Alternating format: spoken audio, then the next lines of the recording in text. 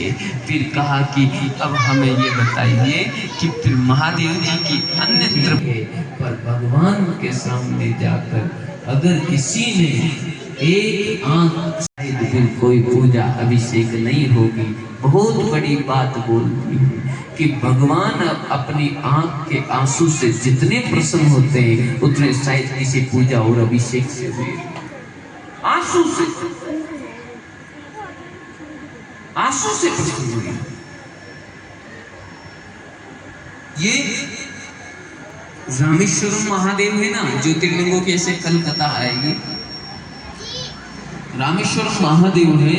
राम जी जब पूजा कर रहे थे तो राम जी ने बालाजी महाराज को भेजा था। बालाजी का भी अवतरण है कल, अच्छी बात है।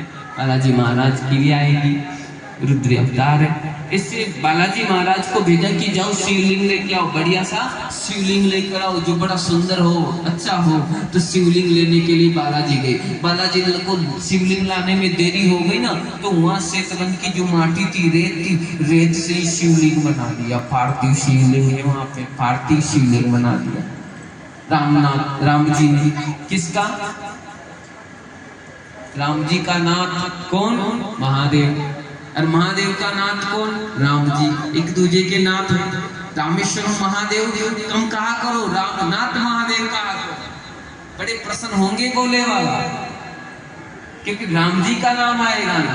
भोले बाबा के सामने राम राम राम बोलोगे और ज्यादा प्रसन्न होगा। जैसे कृष्ण के पास राधे राधे बोलेंगे तो प्रसन्न होते हैं ना वो, वैसे राम जी और एक दूजे के नाम से बड़े प्रसन्न रहते हैं। रामनाथ महादेव की जब पूजा कर रहे थे अभिषेक के लिए, क्या रखा? 1008 कमल। कौन से कमल? कौन से कमल?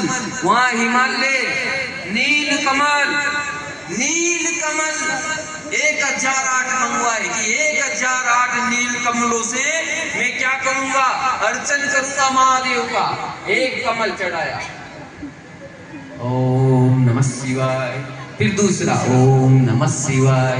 ऐसे करते करते 1007 चढ़ा दिए। एक कम पड़ गया, एक कम पड़ा, एक कमल कम पड़ा तो घबरा गए। बालाजी भी टेंशन में आ गए। अब कहाँ जाऊं मैं? बद्रीनारायण मां से लेके आऊंगी कमल ब्रह्म सरोवर से। अब तो कुछ सेकंड बचे। बाबा ने देखा राम जी ने क्या करे, इतने में बाण पड़ी हुई थी। बाण उठाई, बाण में से बाण आंख में लगाई और आंख बाहर निकाल कर आंख ही चढ़ा दी। आंख राम ने, जो राम जी है उन्होंने आंख निकाली और महादेव को चढ़ा दी और 1008 अर्चन पूरे। क्योंकि राम जी के जो नयन है वो कमल नयन है, कमल की पंखुड़ियों के समान है। राम जी ने विचार किया 1007 कमल चढ़ा दिए और एक कम रह रहा है और मैंने संकल्प 8 किया, एक कम है। और मेरे जो नेत्र है, लोग कहते हैं कि राम जी आपके नयन कमल नयन है, आपके नेत्र कमल की पंखुड़ियों के समान है। तो एक कमल पुष्प कम पड़ गया। तो हे मेरे नाथ, हे राम जी के नाथ, आप 1007 तो पूर्ण कमल ले लो, पर अब कमल बचा नहीं। कमल की जो पंखुड़ी है वो बची हुई है। वो कमल की पंखुड़ी क्या फूल नहीं, फूल की पाकड़ी से भी प्रसन्न हो। अपन आंख नहीं चढ़ा सके, आंख नहीं चढ़ा सके कोई बात नहीं, लेकिन आंख का आंसू चढ़ा दो, इसमें कोई बड़ी बात नहीं है।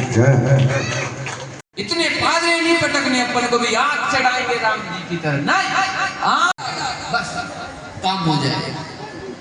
भगवान के सामने जाओ और रुदन करो। आंसू तभी आएगा या तो तुम दुखी होगे तब आंसू आएगा, या तो तुम अपने दुखों से दुखी होगे तब आंसू आएगा, या फिर भगवान से प्रेम होगा तब आंसू आएगा। आंसू दो में, या तो प्रेम से आंसू आएगा या फिर विरह वेदना से आंसू आएगा। दुख की वेदना होगी वो आंसू या फिर भगवान से प्रेम होगा। तो जब प्रेम होता है ना, तो प्रेम में अपने आप आंसू आता है। जिससे आपने प्रेम किया होगा ना, उस प्रेमी को याद करने में ही आंसू। जब भगवान को याद करते हुए आंसू नहीं आ रहे, तो प्रेम किस चीज का है? ये तो पाखंड है। मालूम है आपको, रामायण का एक सबसे प्यारा पात्र है जो हमें सबसे अच्छा लगता है, सबसे प्यारा लगता है। उसकी कथाएं लोग बहुत कम कहते हैं, पर हमने जब रामायण को हृदय में, कंठ में धारण किया, तब हमें सबसे प्यारा पात्र लगा। कौन है वो? सुग्रीव। सबसे प्यारा पात्र है। क्यों? क्यों है सबसे प्यारा सुग्रीव? क्योंकि सुग्रीव के पास क्या नहीं था?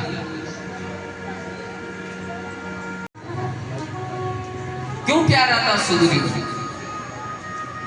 क्या विशेषता थी सुग्रीव? और वो भी बालाजी से ही सीखी, भगवान के साथ।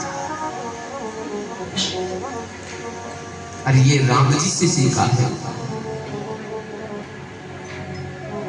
बड़ा प्यारा भाव है। जो बालाजी की कथा आएगी ना, कल देखेंगे इसे जरूर विस्तार से। पर सबसे प्यारा हमारे भावों में सुग्रीव जी लगते, क्योंकि सुग्रीव के पास क्या नहीं था? भटकाऊ नहीं था, पाखंड नहीं था। पाखंड का मतलब जानते हो ना? पाखंड का मतलब पाप से भी भयंकर होता है। भगवान कहते पाप कर लो, काम पाप कर लो, चांस से सही हो जाएगा, पर पाखंड मत कर लेना, क्योंकि पाखंड करने के बाद चांस नहीं है। तुम रावण बन जाओ, पर तुम काल में भी मत बन जाना। पाखंड मत करना, जैसे हो वैसे चलो भगवान। और ये सुग्रीव था, जैसा था वैसा, इसने कोई आडंबर नहीं किया। और भगवान को पाप से बुरा पाखंड लगता है कि पाप कर लो कोई बात नहीं, हो जाता है अज्ञानता में। भगवान के सामने पाखंड मत कर देना, झूठी माटी नहीं आ रहा, भक्ति में कुछ नहीं जाने, कुछ नहीं, जो बस बैठ जाओ, कुछ नहीं जानता, कुछ नहीं जानता। पाखंड बिल्कुल भी नहीं।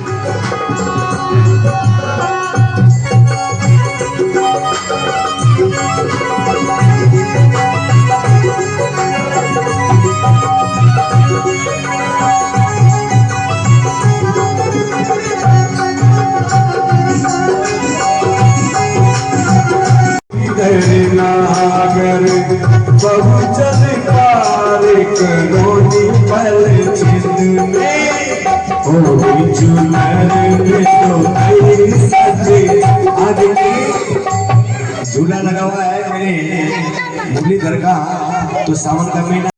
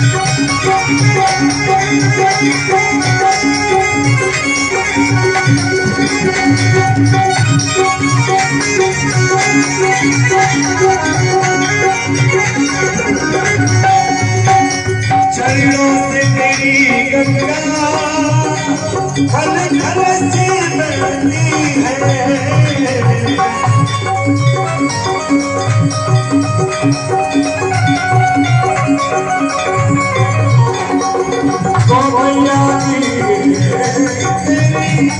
अरदास करती है